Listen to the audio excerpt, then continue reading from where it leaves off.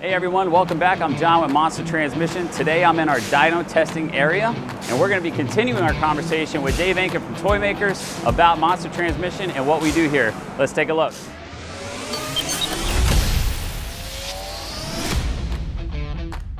All right, welcome to Monster Transmission Performance.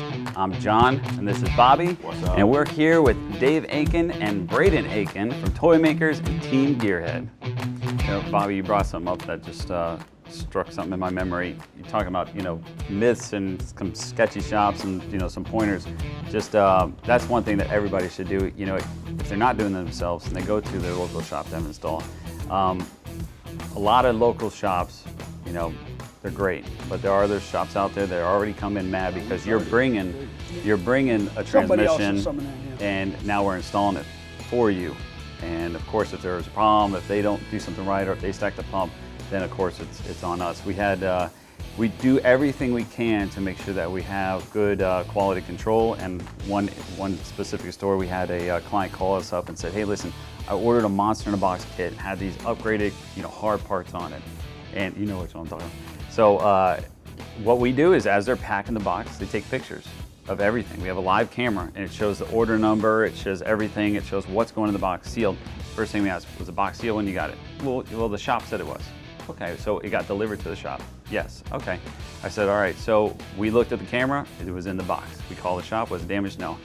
We sent the pictures to the client of it being installed, everything was there, and sure enough, they took those pictures of those hard parts. They just walked into the shop. They didn't even tell the guy. They just walked over to the shop and they found the hard parts next to the box on the floor. And then they go put my car together and I'm leaving. So unfortunately, there are those shops out there that... You're not the only company that does that. And I don't want to call anybody's name. I deal with a bunch of performance companies that are quality guys, and they do the same thing. They put a package deal together. They take pictures of everything in the box. So when you get that box, because unfortunately there are companies and people that will take advantage of a situation. Yeah. You open it, I didn't get this. Well, let me look. And they go back through their records and they go through the pictures of this was sent to you. And it's a shame that we've got to that, but you know what? It's in my mind, it's the price you pay for being successful, for being good at what you do. And it's both sides, honestly. Yeah, absolutely. It protects them as well. How many times that we're human?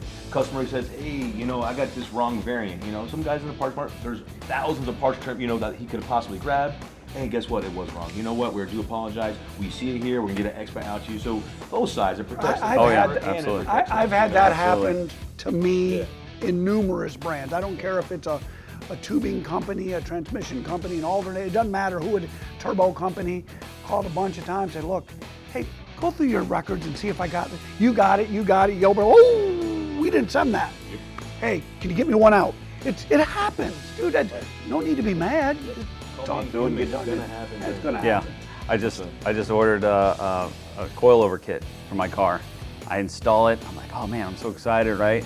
I look at the front, it's like nice, hugging the tires, looks great, and the back is like this. And I'm like, so I look at the part number, which I should have looked at when I first got it and didn't, it was correct on the order on the email, but on the box, it was one digit off, and it was they sent me the kit for the front wheel drive version, not the all wheel drive version. So like, oh, we're sorry, there is a difference, blah, blah, blah. But I had to get under the car, I gotta take pictures of the spring, I gotta prove it to them that, it happens. It happens. But, the thing is it's not, that the mistakes happen, it's how you respond to it, how you fix it. We have, just like every company, you have your terms and conditions, you have your policies, procedures. Those are there to protect everybody.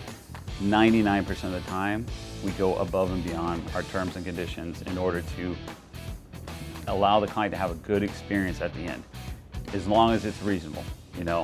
You're always going to have people out there, and they're unfortunately usually the loudest ones on social media and on private jet to go here to go see their grandma while they're down. Yeah, I had expectations. Probably the worst one and the biggest shocker to me of how low some people can get. I had a company I was dealing with that they bought a transmission from us. It was from one of their work vehicles, which is a landscaping company. And they had one of their biggest clients, which was a automotive, it was actually a chain of automotive sales places. So it was like I guess a bunch of dealerships at this one place owned, and they did all the landscaping for them. Well, they had that dealership install the transmission.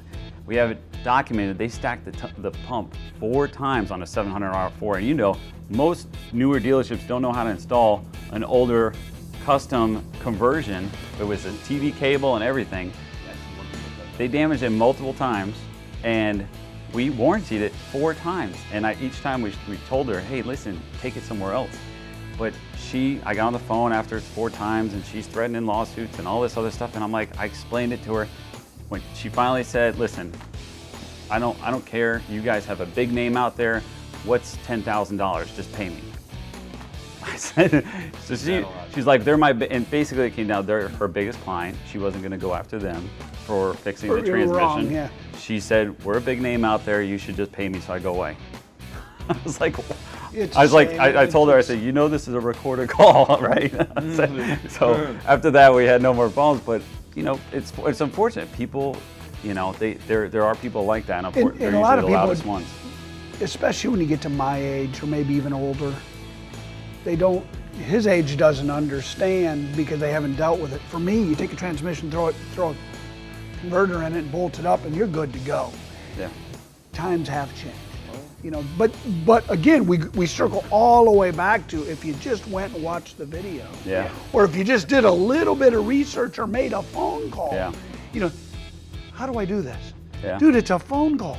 You talk you through it in minutes. I still do it, Yeah. and that's what we do all the time. I still make them. We probably have a dozen videos on TV cable adjustment for. TV cable adjustment, that's one thing that's very hard even for experienced mechanics. They say, I can't get it. I know I go to shops, certain shops, hey man, they won't touch it. They won't adjust the key. They don't want to be responsible. I actually called you, if you guys remember, on that exact scenario. I said, look, struggling with this. In a matter of 7-8 minutes, you talked me through it. I was up and dry. We brought it to lunch that day. You know, I mean, it happens. It's you run into a snag or a hiccup, and you guys do it every day. Every day. So you know the little tricks. I don't do that every day. Yeah. So.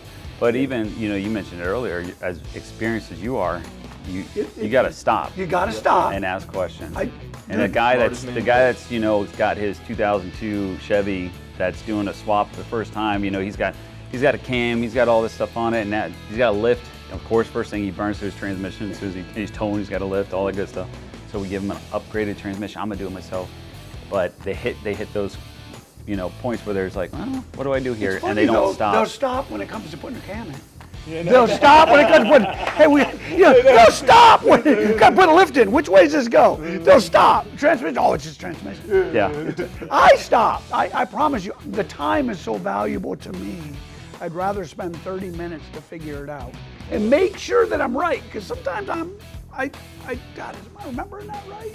But you got to stop. And it don't hurt. It does not, I'm not embarrassed. I call it my toolbox. I got somebody in my toolbox I can call and say, look, hey, I know you do this every day. Talk me through this.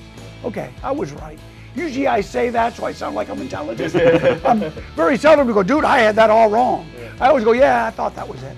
But the point is it gives me that security, and then it goes away. Yeah. And again, every now and then you have a part fail. That happens. I ain't worried about that. That happens. Yeah, and talk about part failures. The biggest part that we have to look at, which we went to Thor, is going to be the converter. Yeah. You know, it's like a gun. A gun's only as good as the bullet you have in it, and that's how we treat our converters. Yeah. The converter has to be bulletproof, because if it's not, and you build them right here in-house. That's why we do them in-house. So that's why we took it to the next level. We say, okay, what else can we do to make our transmissions even stronger? And Danny, listen, Danny's older than I am. Danny's been around a minute. He's the godfather. Danny understands converters. Now, so you do, and I call Danny all the time. I'll go do a dyno run with my motor. I'll send him a dyno sheet. He'll build me a converter for my dyno sheet. That way, there's no need to go, oh, it's about this. I don't want to be about anything. Yeah. I get my dyno sheet off my motor. I can send it to Danny. Danny will build me the converter I need for my, you know, it's a home run, you know. Yeah. And he'll ask me the weights of the car, what we're doing, what kind of gearing, and all that matters for the performance of your vehicle, and longevity, and performance, and. So. And that happens when, you know, a lot of these problems can be solved on the first call by being up front and saying That's all what it you is. got. With a everybody knows with a diesel truck, you throw a tune on and some injectors, you're doubling horsepower, you're doubling, and the biggest thing, torque. And if you're not, horsepower don't hurt something. Torque will tears in a deep. My truck will pull a house. yeah, Yeah, you're right. Torque is a problem. Yeah. In a diesel truck. it's not hard. You can get that power, and then they don't tell you they're doing 4-wheel launches at the drag strip. Yeah. And No, nobody does that. Buy a heavy dude rather than a super dude. yeah, Dude, I do a 4-wheel, I do a 6-wheel launch in my dually, pulling a 50-foot trailer. It's like, but you're right though, they don't. Nobody ever goes to the drag strip, and you just understand if they would be a little honest up front, they were willing to spend the money on the tires and rims and motor, do it right, spend a few extra dollars for, God, I got Power Glide with 400 internals and 300 M shafts, and it's because a normal Power Glide won't hold up. We got SFI cases, yeah. but I'm honest. I come through and here's what I'm gonna do, and that way I don't have a transmission problem. yeah. Give us a fighting chance to build the best Yeah, version possible. that's a good point. Because you don't tell us. I do Yeah. that. I do that with customers all the time. Give me, guys, I want this, but what are you really gonna do with it? What's Yeah. the end goal? Yeah, what's your end goal? That's our biggest What do question. we're building that Rocky Mountain car right now, but I got to drive it 200-300 miles at a time, run it all night on a drag strip, drive it all day, a couple hundred miles the next day, up through the mountains, down. Dude, that's no joke. It better work good. But if you go, oh, I'm just gonna go daily drive him to school, it's like, that transmission ain't gonna live that way. Yeah. So, and that's how I treat the customer as well. Be honest with me what you want to do with it. People think they want 1,000 horsepower, but I tell everybody, you want 1,000 horsepower, you get 1,000 horsepower problems. And most people don't know what 1,000 horsepower is. They think because their buddy says they do, because they added this from Summit, and this from Summit, and this, and they added 10%. That don't mean you got 1,000 horsepower. 1,000 horsepower is an animal. I mean, and then a diesel truck where it takes nothing to get some foot. You get some foot around the All torque. that weight, everything else, hand with towing. monster tire. I run semi wheels, so heavy, pulling big weight. I promise you, I can blow them right off the truck if I want Yeah. to. I don't have a problem with my transmission, not one. But you guys know what I'm going to do with mine. Build it right. Build it for it. You build it for what I'm going to do. That's what you mentioned too at the track too. They not only, they're not telling you that but they've changed the tires on it. Some of those new tires you're talking about that you're not going to spin. They're going to hook. That's instantly. something else too. Let me tell you something. You bring up a valid point with tires. It's not only important to be honest about what you're going to do with your vehicle. When you're playing on the streets are slippery, okay? Usually you're on a DOT tire. But now, like Mickey Thompson makes a DOT tire that's bubble gum. I mean, you get it to a drag strip, they're called it's a radial. It's a dead hook tire. You don't haze it. You can't spin it. So you get the tire warmed up, you pull up the starting line, and you nail 1,000 horsepower to that tire. The old days, you used to be able to haze that tire all the way down drag strip. When you dead hook it, you will find a weak spot. If the tire's not the weak spot anymore. Nowadays, the technology of tires is amazing. So when parts used to hold drive shafts and axles, and you used to have a cushion of a tire or a wrinkle wall where that tire will wrinkle up, all that's gone with a radial tire. It dead hooks that tire, and you dead hook 1,000 or 2,000 horsepower, or let alone 1,500, 2,000. My car puts out 2,800 foot-pounds of torque. 2,800 foot-pounds of torque, and it doesn't even chirp the tire. It dead hooks it. So when you dead hook it, it's gonna find. It's so much. We eliminated the drive shaft. I mean, it's like it's gonna find the weak spot. And it's just being honest with yourself what you're gonna do with that part. Being honest, you're honest with the engine guy. You're honest with your tire guys. I want to hook. You're honest with brakes to get you stopped. It's gonna find the weakest spot. Don't let it be the transmission. Give them a fighting chance to build you something that's nasty and bad. That's the difference between a billet part and a hardened part and the promise. transmission. And tech recommendations. It happens every day at the shop where it'll come through, I'll come to tech review, I'll look at it and say, oh, I definitely recommend an upgrade on this. He's gonna want a billet cover, he's gonna want, a balloon plate, he's gonna want a flange tub, an unc converter, whatever it may be, or he's gonna want a billet input shaft. Anything that we put recommendations to, we hope that the customer takes advice. It's not us trying to make an upsell. It's us saying, hey, look, I see what you're working with. We'll still do it, and I'm still going to warranty it for you, no problem. But I really advise you getting these parts. Yep. A lot of times we get denied, and then the unit comes back. We look through our notes. Upgrades were offered X, Y, and Z because we seen was there, but the customer denied it. Yeah. Those customers are typically more understandable to say, hey, you told me I needed whatever, I denied it, and now look what happened.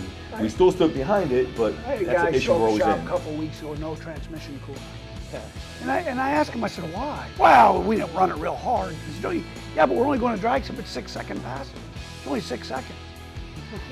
I didn't know what to say to him. It's like, people really don't, the extra fluid alone, just alone, there's a lot of things.